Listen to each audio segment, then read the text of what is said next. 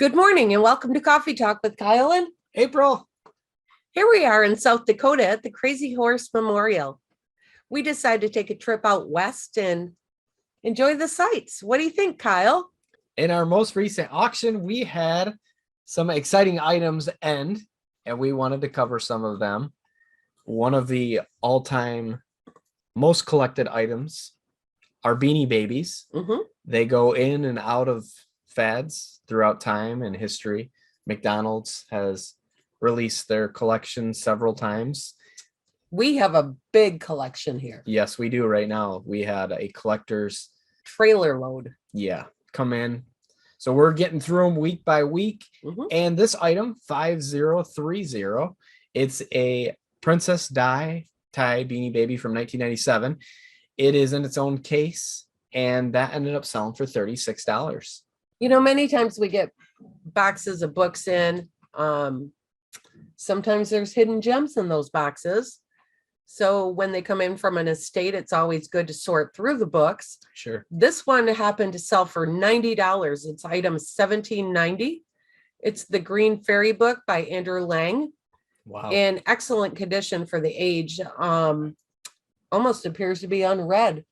Probably on someone's shelf in their library, and they didn't know they had this little hidden secret. Wow, check out this item. Item 2476. It's a panoramic photo of the Midland Street business district in Bay City. This sold for $42. Very cool. Yeah, really nice piece of local history. By the age and the horses and carriages, yeah, probably early to late 1800s, early 1900s. What a cool piece to put in your home or your business. Yeah, that was a super cool piece that came through. And I know there will be many arguments or disagreements about this, but this is the Midland Street business district. This is not downtown Bay City. No. Some West Siders claim that Midland Street is downtown. It's not. Definitely not. It has its own notoriety. Yep. Before it was West Bay City and East Bay City. And the amazing thing about Bay City is there's just so many different parts of it. Well, when the immigrants had come into our county, there used to be different business districts, and the people actually never left those districts. Really? The Columbus Avenue business district used to be the Jewish population, and that's where I would go. Past 22nd Street was the Polish community, as well as the Salzburg district being the German community. Yeah, it was their own little downtowns in their areas, and a lot of them have stayed local. And that's really interesting. I did not know that. And very cool. If you are visiting the area to pick up items, Bay City has a lot to offer. Many local restaurants, and the food is amazing. True. Our frequently asked question today is from Eugene from Oregon, and he asks, what is going on with the numbers on the website when they look like they're mixed up? Sometimes he might be scrolling and it might seem like there's some things showing up duplicate.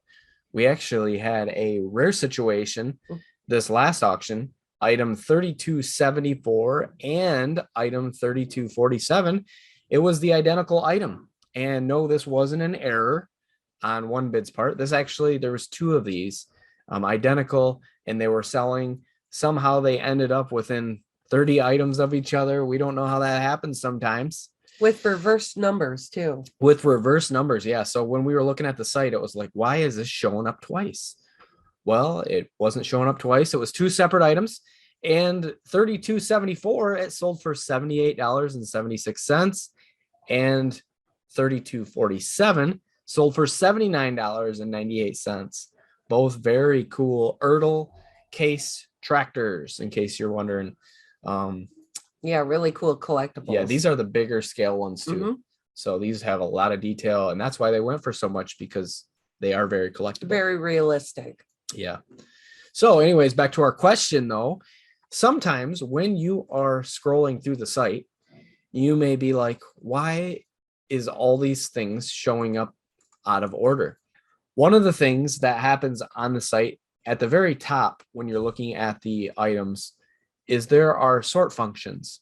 So you are able to go through, you're able to look at items based on the bid count, the end date, the title. You're able to sort it by the lot number or the current bid. Mhm. And then if you fail to change that, or if you just leave that up there, it will stay as a memory into what you search last. So sometimes people do the search or the sort.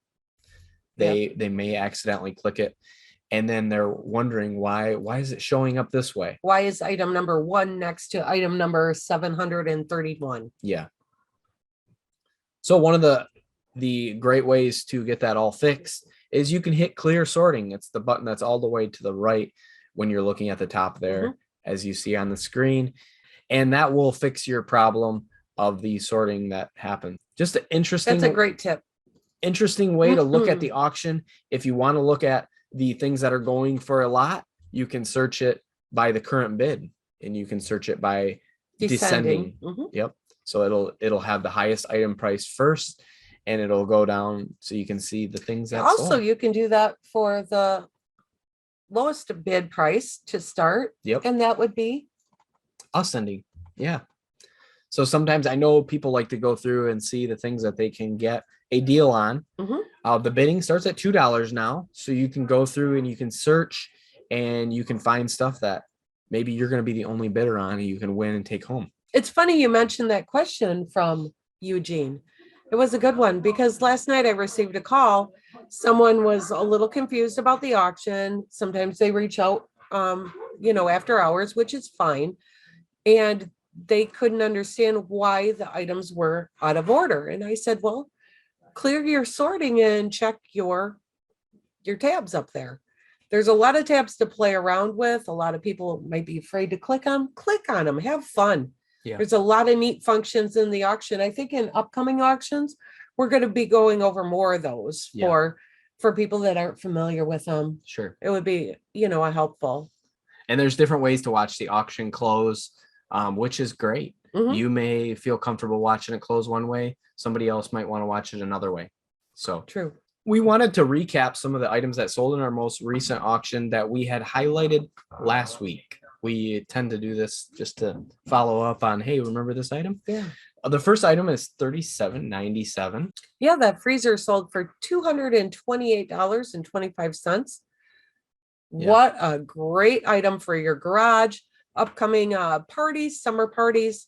Great storage, super clean. Yeah. Looks like a really good deal. I think somebody got a deal on this. If you were to go out to the store and try to buy this retail, you'd be paying quite a bit. Mhm. And you'd also probably have to be waiting for it to get in. True. A lot of the stores out there right now, unless they advertise that they have it in stock, you have to go pre-order it. Mhm. So item 3926, the Donkey Kong stuffed toy. You had pointed this out last week. Super cute toy, sold for $11.50.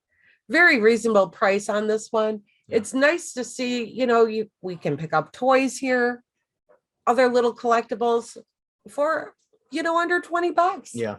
The big whopper that we had been excited about was this Cape Buffalo taxidermy mount. Very well done. This thing is awesome. It really is cool. Yeah. Might not fit your decor, but it was just really cool to see in person. Yeah. I mean, when are you going to see, unless you're on a buffalo safari? This sold for $691.86.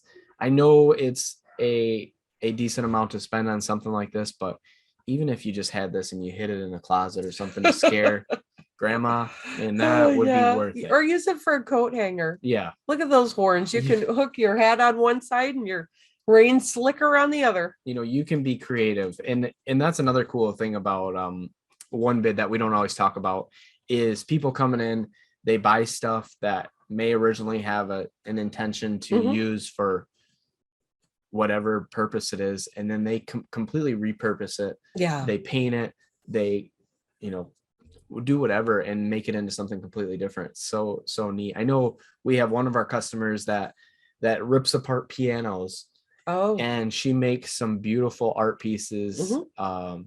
out of it, some guitars and things like that. It's really really cool. really neat. Yeah, so If you have any of those items or any creativity in your photos, throw them in our email. yeah, just wanted to give a special shout out to Jim from Bay City. I know you're watching, and we appreciate you tuning Hi, in Jim. every week to see the interesting things on Coffee Talk. And we do love hearing from our fans, Mhm. our customers that pop in and they say, yeah, I saw that on Coffee Talk. So anyways, we wanted to highlight some upcoming items. Check out this recumbent bike. Oh, what a fun thing to ride on the Yeah. rail trail through Bay City. Perfect. Yeah. Some other cool things that we have coming up are some telescopes.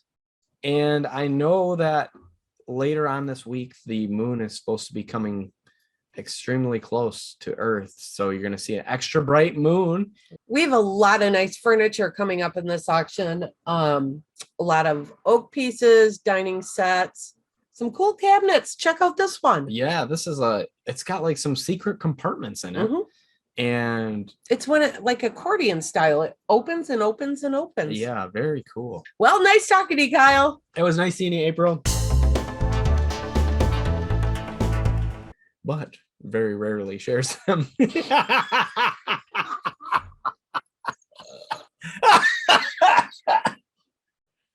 He cracks himself up. I do. From time to time, we have some very interesting items come in that we know we've never seen before, and we will never see it again. Mhm. This is one of them. It's a industrial commercial grade thermometer. I don't know if they use this at the hospital or what, but we tested it. It works, Mhm. and you just have to stand underneath it, and it takes Right. your temperature. Really cool. Yeah, I do. Hopefully, there's no radiation that's coming from it or any effects. Are you feeling okay? We should know it. Uh-oh.